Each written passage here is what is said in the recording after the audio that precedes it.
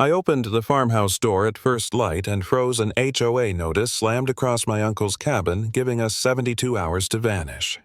It wasn't folded, it wasn't slipped into the mailbox. It was nailed straight through the wood high enough that I had to reach the paper trembling in the morning air. The cabin had stood there for more than 50 years. Jacob built it with his own hands, the kind of beams you don't see in catalog homes.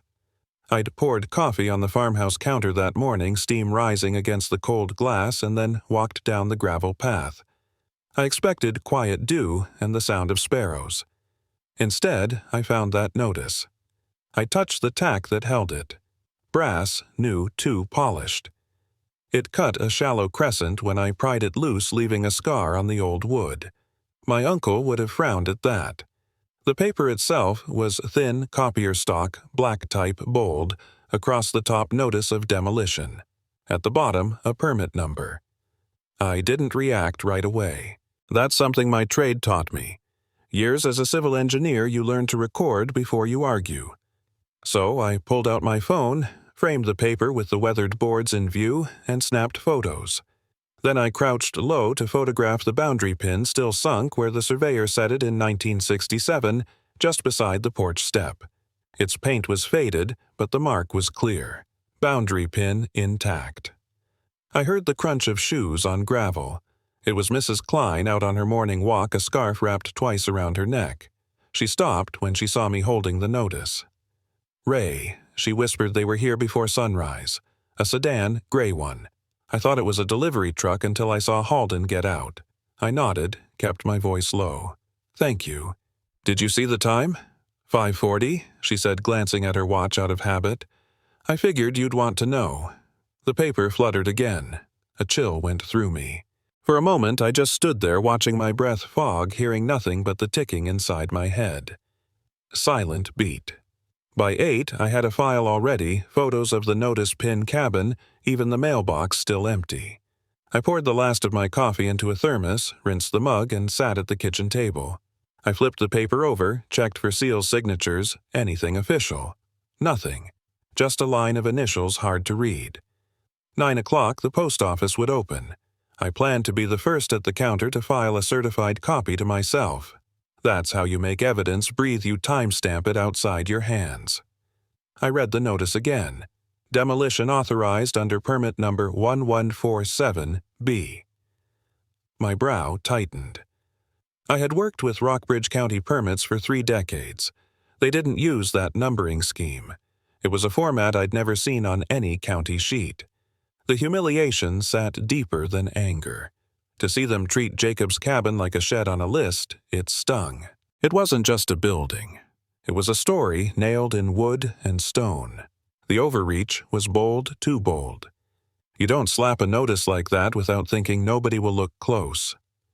I walked back outside. The sun was just coming up over the ridge. The paper caught the light, almost translucent. I held it up, the letters clear against the sky. I thought of Jacob. He'd taught me to measure twice, cut once. I whispered aloud, "Paper cuts can fell giants."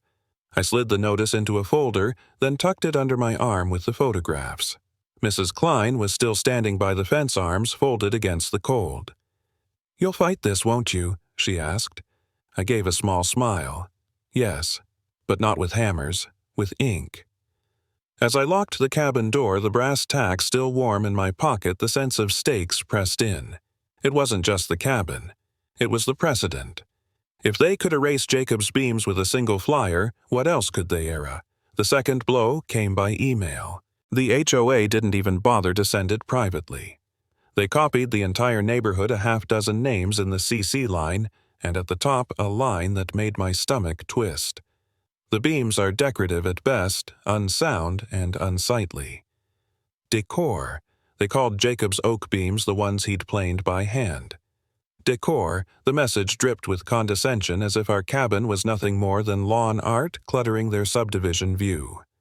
I sat at the farmhouse table, the glow of the screen lighting my coffee, and I felt the humiliation land sharp as a tack. I forwarded the email to myself twice, then printed it on county paper at the library so the header showed. The clerk would know how to file it. Artifacts have weight when they leave the inbox and hit ink.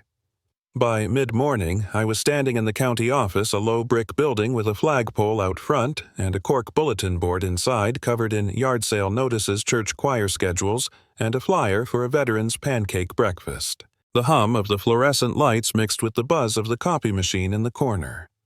Silent beat. Clerk Harris knew me. He was younger, but he respected my uncle. "Ray, what's brought you in?" he asked, pushing his glasses up. I slid the folder across. HOA slapped a demolition notice on Jacob's cabin. "I want to see the original plat and the permit ledger if you've got it." He opened the drawer with practiced ease, rolled his chair back to the old steel cabinet and pulled the plat index. Yellowing pages, edges frayed. He laid them flat on the glass and the copier hummed, spitting out crisp duplicates. "Boundary markers are still in there," he said, pointing at the surveyor's notation. "Pin on the north side hasn't moved since '67. I nodded. Boundary pin echo intact. Then he opened the permit ledger. Thick volume entries in neat handwriting until about the mid-90s, then typed. His finger traced down the page. Here, 1972. Residential structure, permanent timber frame. Owner, Jacob Malone. Permit not voided. No expiration stamp. I leaned closer. The words steadied me. "So, it's still active?" He frowned. "Should be. We never closed it. Unless a superseding permit was filed." He flipped pages, scanning the schema. Newer numbers didn't line up with what I'd seen on the notice.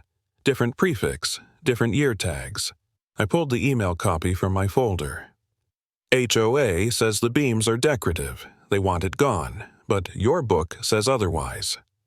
Harris picked up his pen, circled 2 columns, one from the ledger, one from the notice copy I'd brought.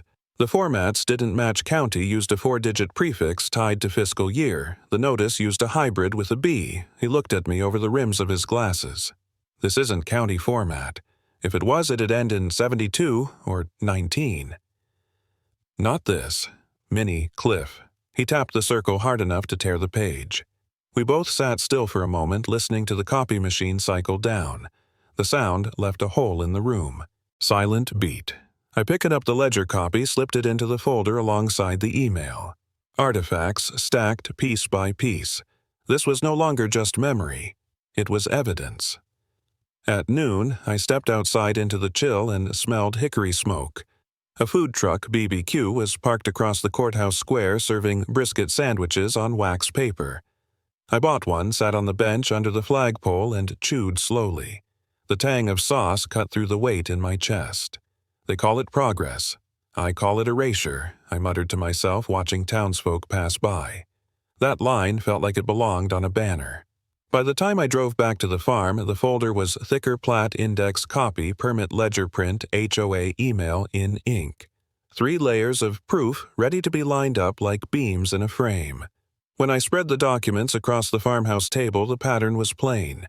The county's format was clear, decades consistent. The HOA's 1147B didn't belong anywhere in the schema, and the more I thought about it, the more I saw the angle. If the original cabin permit still stood, then it carried protective weight. That would ripple out. Permits don't vanish, they bind. If Jacob's was valid, then every other structure the HOA had signed off without proper review would be on shaky ground. I looked again at Harris's circle ink dark on the copy. The words came low, almost a growl. "If that permit stands, their fancy pool shouldn't." C. I glanced once more at the permit number at the bottom. The digits were bold, slightly off-center. My chest tightened. It didn't belong to Rockbridge County's system. Cliffhanger. The permit number at the bottom doesn't match our county format. Thomas didn't waste words. He slid a thick, sealed folder across the red vinyl booth, the kind of handoff you see in old movies. Only this wasn't fiction. It was my uncle's cabin on the line. We sat in Betty's downtown diner, a place where the coffee was always hot and the jukebox still 8 quarters. The neon sign in the window buzzed, casting a pink glow over the laminated menus. Waitress Carla balanced plates, calling every patron Han with a voice as warm as grits. The smell of bacon grease clung to the air. I pressed my palm on the folder before opening it. "Tell me you've got more than speculation." Thomas leaned back. He'd been a county attorney, once knew the system better than anyone. Age had silvered his hair, but his eyes still cut sharp. "Stamped permit," he said. "Straight from the archive. And a draft TTRO temporary restraining order. We'll need to file it before the clock runs out." I cracked the folder. Inside lay a photocopy stamped in blue, "Permit Active." The seal shimmered faintly under the diner's light. Next to it, a timeline of deeds, each notarized, showing the cabin had passed intact through Jacob's estate. I exhaled slow. A silent beat. The spoon in my cup rattled as I stirred sugar, the neon flickering against the chrome napkin holder. "Boundary pin affidavit," Thomas added, tapping another page. Surveyor from '89 confirmed the pin hadn't moved. Not a fresh survey, but it's partial proof. Enough for a judge to pause demolition. So we've got a crack to wedge. He nodded. More than a crack. They overplayed. Their permit number isn't in schema. That's forgery, or at least misrepresentation. And judges don't like misrepresentation. I ran my thumb over the raised county seal on the photocopy. A seal can outlast a wrecking ball. The words slipped out without me planning them. Thomas gave a faint smile. He leaned closer. "This TTRO draft, if we file tonight, we can freeze the HOA until hearing. But they'll try to corner you before sunrise. Halden likes theatrics."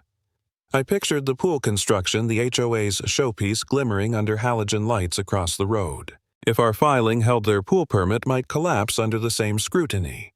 The stakes doubled. Carla stopped by, topping off our cups. "Anything else, Hahn?" she asked. "Just the check, thanks," Thomas said.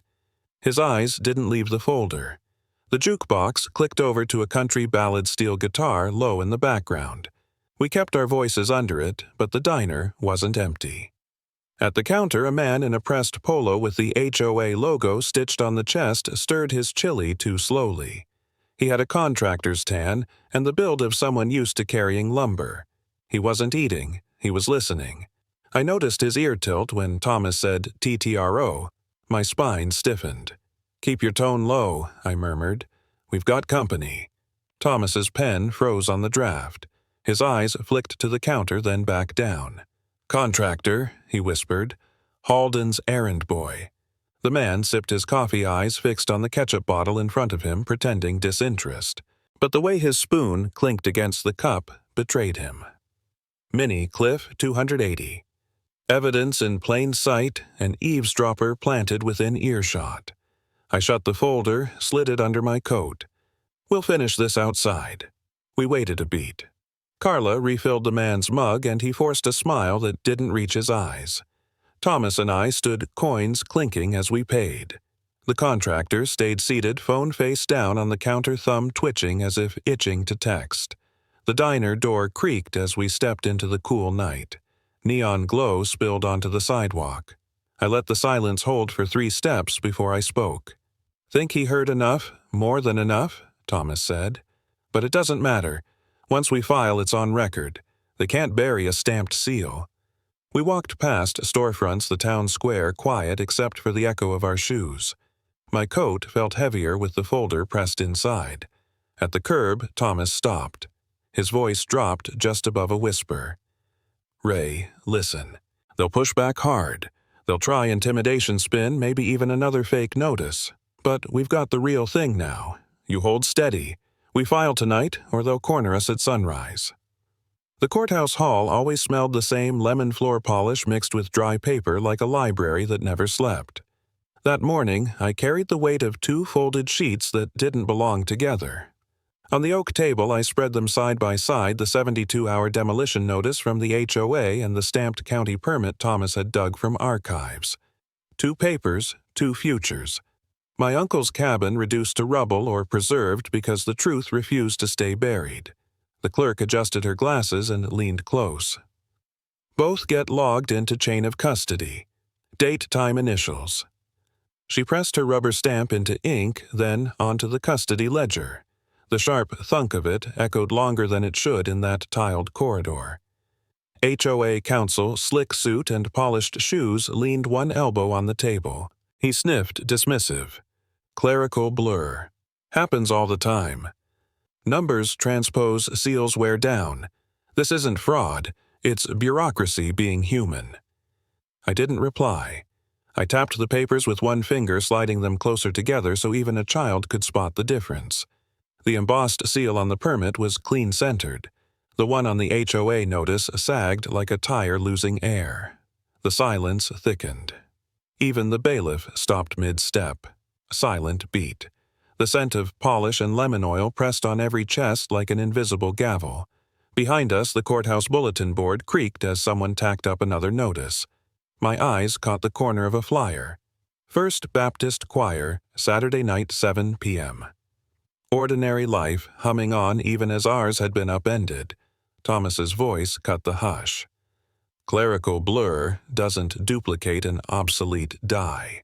County retired that seal in '09, which makes this notice not sloppy but unlawful. Counsel's grin tightened. Prove it. The clerk moved without drama, opening a velvet-lined box from the archives desk. Inside lay the current county seal, dye bronze and heavy, its face polished smooth by years of use. She pressed it into fresh ink, then into a test sheet. Crisp, sharp, undeniable. Then she lifted the HOA notice, holding it up to the light. Compare for yourself. Minnie Cliff 600 W. The county seal glowed clear. The HOA's notice bore a fuzzy off-center mark, edges bleeding where the pressure had slipped. Not the same die. No one spoke. The air seemed to lean closer. Silence weighs more than any gavel, I whispered. I hadn't meant to say it aloud, but the words rang in the marble like a verdict. Thomas didn't move. His patience was deliberate, letting the quiet sink in, letting the room itself take sides. The clerk cleared her throat and wrote in her ledger. Notice discrepancy confirmed. TTRO, filing will advance. She pinned the custody tag onto a manila folder and slid it onto a rolling cart bound for the judge's chamber. Chain intact, no erasures possible. Counsel shuffled his papers, jaw tight. His voice had lost the polish. You're stalling a project that benefits the whole community. Families are waiting for that pool. Families can wait, Thomas said evenly. What they can't do is swim in a pool built on forgery. The bailiff stifled a cough, but his eyes flicked toward us with something like agreement. I glanced down at the two papers still lying there. My uncle's cabin might look like an old timber shack to them, but it held a living seal of legitimacy. The HOA's notice. Nothing but ink and arrogance. People began to move again. The bailiff shifted his stance. The clerk gathered folders. The bulletin board flapped once more when the heavy doors opened. But the weight of that silent beat lingered. Rooms don't often take sides, but I swear this one had. I slipped the custody carbon into my coat pocket. Each crinkle of paper reminded me of what was at stake, heritage memory proof that wouldn't bend to intimidation. We walked out into the hallway, proper heels echoing against polished stone. My reflection followed in the glass frames where past judges stared down in sepia portraits. Men and women who had ruled this county before me. They would have understood the power of a clean seal. Thomas slowed near the stairwell. Don't exhale yet. They'll regroup. I'm not celebrating, I said. My voice felt flat, careful. At the far end of the corridor, sunlight streamed through tall windows, striping the floor with gold. The air smelled less of polish here, more of dust and autumn air seeping in through cracked panes. We stepped outside. Church bells tolled noon, their sound folding into the courthouse hush behind us. Across the square, kids chased each other around the fountain, their laughter a counterpoint to the tension we carried. I closed my eyes for a moment, letting the bells mark time. I didn't celebrate. I breathed, and the silence did the rest. When I pushed open the clubhouse doors, the first thing I saw was betrayal dressed as celebration. Posters lined the entryway in glossy rows, bright and eager. Future pool view, each one promised the words floating over a blue rectangle and tidy loungers. A red arrow pointed to a lot on their diagram. Under it, neat print read, Cabin site cleared. My uncle's beams were gone on paper erased with a caption and a smile. The smell of mustard and grilled onions drifted from a folding table where volunteers stacked buffet sliders into pyramids. Kids scooped cookies. Someone poured lemonade into sweating cups. I stepped closer to the display and the room quieted by a notch. A QR code sat in the lower corner of the poster. Scan for details, it said, smug as a wink. I lifted my phone, scanned, and watched a real estate page load with breathless copy about premium amenities and summer openings. The cabin's rectangle was labeled Green Space. I tapped the poster with one finger. It rattled against the tack. The air conditioner kicked on and a cool draft slid down the wall. Pages lifted and settled again, a shivering deck of cards. Silent beat. Evening. Ray. Halden Price swept from behind the buffet, tie, bright smile brighter. You came to see progress. I'm glad. Folks love a vision they can taste. I came to see accuracy, I said. My voice didn't rise. And to bring what your printer can't produce. I set my folder on the community table beneath the bulletin board, class photos, a bake sale flyer, last month's potluck, then opened it. The stamped county permit lay there, blue seal catching the fluorescent light. A few people edged closer, plates still in hand. Halden's chuckle tried for casual. It missed. A technicality, Ray. We all know that old cabin is sentimental, but progress means amenities. Families deserve a pool. A realtor in a neat blazer stood beside him, palms pressed together. We have deposits pending, she said softly. The posters help buyers visualize. Visualize truth, I said. Not fiction. The permit is active. The land isn't yours to promise. Someone near the sliders whispered, "That looks real," and angled his phone to photograph the seal. Another guest scanned the QR code again, then frowned at the listing's confident language. I drew a short breath, held it, and pointed to the diagram's red arrow. See this corner? The boundary pin sits 5 feet north. It's still there. Painted once, faded now, but it never moved. Your map pretends it did. The realtor leaned in. The skin along her jaw tightened. She reached to steady the poster and her fingers shook. The AC hummed louder. Silent beat. Paper outshines neon every time I said and let the sentence hang. A few heads nodded. Halden tried to reset the mood. Friends tonight is about community. The pool will bring us together. Don't let one man's nostalgia derail a shared future. Mrs. Klein stepped out from the crowd, cookie untouched on her napkin. My boys learned to hammer on that porch, she said. You didn't ask us about erasing it. The realtor's eyes flicked to Halden, then to my permit. She swallowed. Slowly, she pinched the top corner of the poster. The tape peeled with a dry hiss. The page sagged like a curtain after the performance ends. People watched the motion with surprising tenderness, as if truth itself needed steady hands. Leave the others, Halden snapped under his breath. She didn't. One by one, she pulled the tacks and stacked the sheet's edges, fluttering in the air from the vent. The buffet smelled oddly sweet meat, cooling buns going stiff at the edges. Nobody ate. A child reached toward the cookie tray and his mother lowered his hand. Thomas appeared in the doorway, late but calm, his tie slightly askew like he had jogged the last block. He didn't come to my side. He stood with the crowd, palms resting on the back of a chair. Evening, he said mildly. Halden found his smile again and pointed toward a projection screen. We also have a short slideshow, he announced. He clicked a remote. Nothing happened. Maybe the system stalled. Maybe the IT volunteer had already slipped out. Silence pressed close. I slid the TTRO draft from my folder and placed it on the table beside the permit and the stack of ruined posters. This filing freezes construction until a hearing. The county seal carries the weight. Your QR code carries hope, and hope isn't law. A man in a ball cap spoke up from the back. What happens to our dues if this was sold under a wrong info? Thomas answered without moving. Refunds. And review. The word rippled the room like wind through grass. Refunds. People shifted eyes, leaving the buffet to the seal as if weight had moved. Plates lowered, conversation thinned to threads around us. Halden's jaw worked. We can resolve this privately. No need for scenes, he said. I met his eyes. Scenes happen when truth is denied a microphone. My hand rested on the cool edge of the permit copy. The seal looked small, but it held more weight than everything laminated around us. I thought of Jacob's beams. He would have smiled at a moment like this, no shouting, just proof. I turned to the realtor because mercy belongs with courage. "You can put those in the recycling," I said gently. "Then we'll talk to your buyers. They deserve facts." She nodded once, quick and grateful. I lifted the folder, squared the papers, and spoke so the room could hear steady as a level line. "Remove the listing now or face injunction." The deputy didn't say much. He never had to.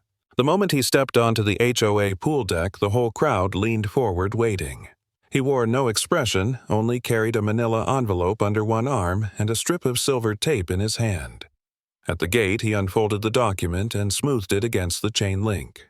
The county seal shone at the top, blue and crisp, temporary injunction, immediate effect. The deputy pressed it flat and tore off tape. One strip, then another. The paper clung to the gate, official and unmovable. A hush followed. Even the kids splashing inside went still when they saw the uniform. One boy climbed the ladder, water-dripping, eyes wide. The deputy spoke only once, pool closed. The lock clicked. The padlock snapped shut, with a sound louder than any argument. 100 eyes watched the small silver bite of steel as if the sound itself had power. Silent beat. The gate creaked, then silence fell across the water. I stood back, folder in hand, the injunction copy still warm from the clerk's printer. Prop echo, the permit lived now in this lock, in this pause. The pool's bulletin board fluttered with laminated swim schedules, swim team rosters, and a flyer for Saturday's lemonade stand fundraiser. The irony wasn't lost. Lemonade promised sweetness, while the lock promised law. Halden, the HOA president, shoved forward. "You can't do this," he barked. His tie hung loose in the heat, face flushed. "This is community property. Families pay for this pool." The deputy didn't blink. Orders posted. Murmurs rippled through the crowd. Some nodded quietly, relief flickering in their eyes. Others frowned, clutching towels, uncertain where to turn their anger. Thomas stepped up beside me, steady as always. "The injunction stands until review. That's justice, not theft." Halden turned red. "The cabin is nothing but rot. And you," he pointed at me, "you're tearing this neighborhood apart over beams and stories." I felt my chest tighten but kept my voice level. Beams and stories are what bind neighbors long after the chlorine fades. The murmurs grew. Mrs. Klein folded her arms. "We weren't asked about this pool. We were told." The deputy finished taping the bottom edge of the order, then stepped back. The paper fluttered once, but it held. I whispered more to myself than anyone, "Locks speak louder than speeches." Minnie Cliff, 650. Halden raised his arms, trying to rally the crowd. "You're being cheated. We should protest this nonsense. Who sides with me?" His voice echoed across the deck. The crowd only murmured louder, some pulling out phones, some turning away. For the first time, Halden looked uncertain. A mother in a sun hat shook her head. "I just want fairness." Another man muttered, "If the permit's real, then the pool isn't." These were not cheers, they were doubts, seeds breaking through asphalt. Halden tried again. "This isn't over. We'll sue. We'll—" The deputy folded his arms. "You'll wait. That's the order." I watched as a teenager raised his phone high. The red record light blinked. Halden's voice carried raw and cracked. The boy zoomed in, catching the injunction posted, the lock snapped, and the timestamp glowing in the corner. Evidence was no longer mine alone. It belonged to everyone who held a phone. The pool smelled of chlorine, but under it was something sharper, the sting of pride breaking. I exhaled. The gate was locked. The order taped the crowd awake. Cliffhanger. The boy's recording caught Halden's outburst, every syllable preserved, timestamp clear. Tomorrow, the county and the neighbors would see it. The scrape of folding chairs echoed through the church hall sharper than any gavel. People packed the room, shoulder-to-shoulder sweat and murmurs mixing under the glow of pendant lights. The hymn board still bore last Sunday's numbers, "Blessed Assurance, Amazing Grace." But tonight, the hymns gave way to grievances. I carried my folder, though by now everyone knew its contents. The injunction had closed the pool. The order still clung to the gate outside like a second lock. But here in this hall, another judgment was waiting. On the long table at the front sat a stack of papers, the refund list. Line after line of names, fines marked with percentages. 6 out of 10 neighbors had money coming back. 62% of collected dues had been returned already, the rest pending verification. I watched hands reach for the list like it was bread broken at communion. At my left, a spoon slipped from someone's grip and clattered against a casserole tray. The sound froze the room for a beat. Silent beat. No one spoke until the clatter faded. Thomas arrived, then sliding into the seat beside me. His face looked worn but steady. He whispered, "The figures are real." The county confirmed them. Refunds tallied recorded. His presence was a balm, a reminder that the fight wasn't mine alone. At the back of the room, the bulletin board bore layers of notes, choir rehearsal times, blood drive, bake sale flyers curling at the corners. Tonight, neighbors had tacked up photocopies of the injunction and the stamped permit alongside them, legal artifacts displayed like hymns of their own. Halden stood stiff at the opposite table, jaw clenched.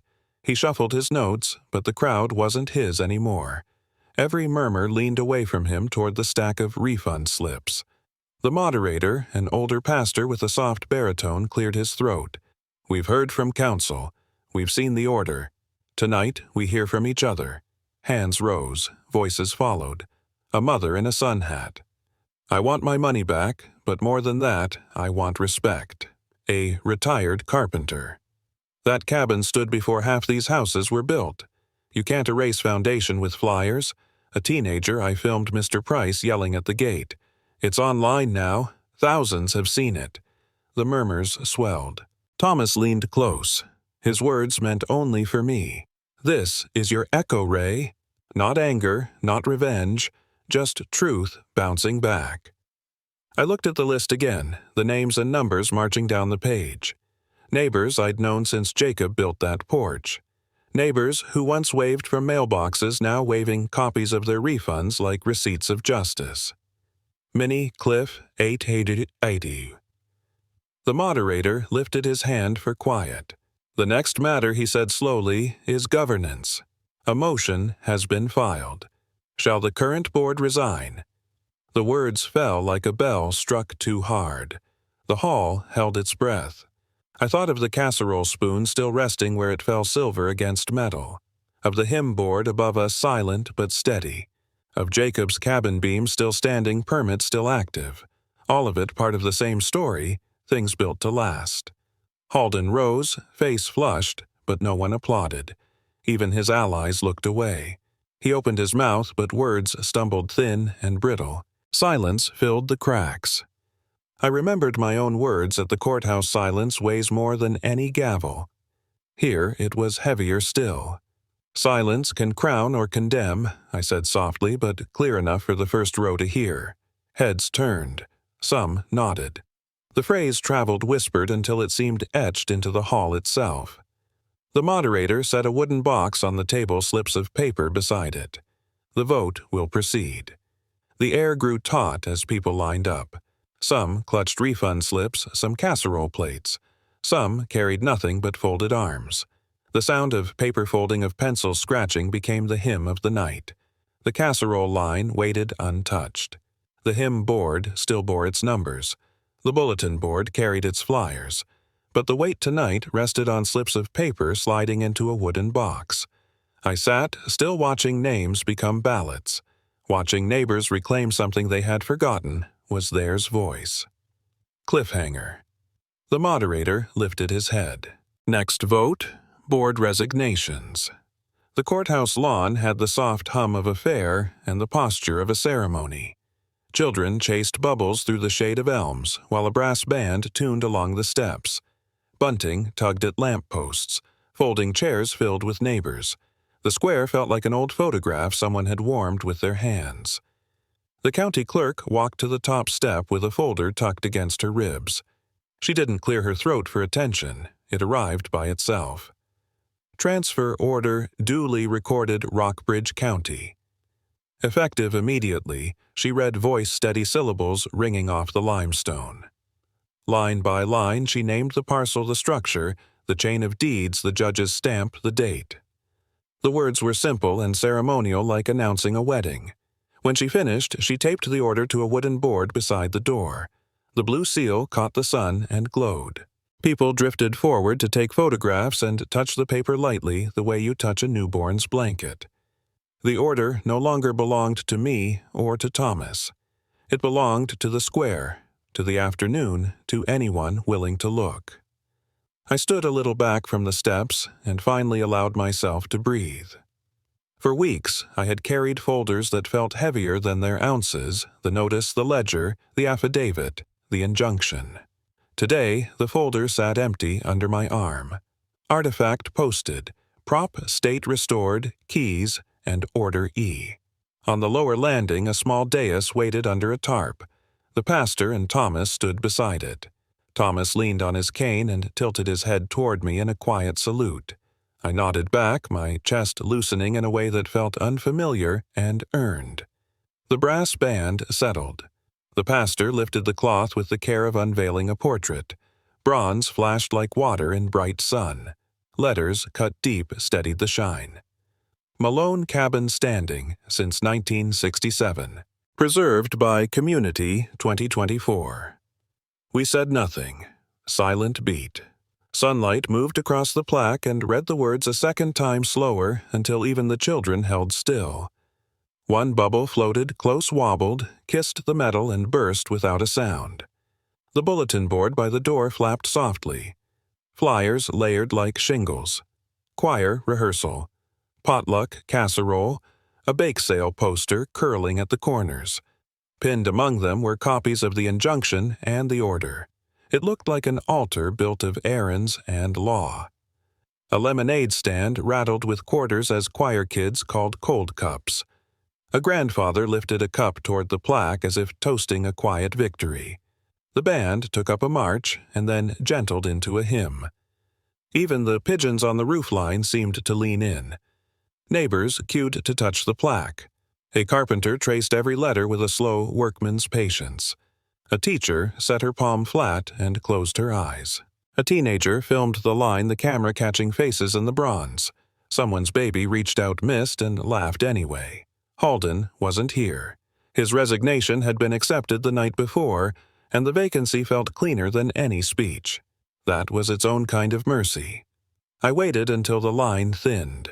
My knees remembered every stair Jacob had climbed with lumber on his shoulder. When I reached the bronze, I thought of the morning I found the demolition notice of the posters inside the clubhouse of the lock snapping on the pool gate of the casserole spoon, clattering in the church hall. Each page, each sound, had been a rung in a ladder no one could kick over.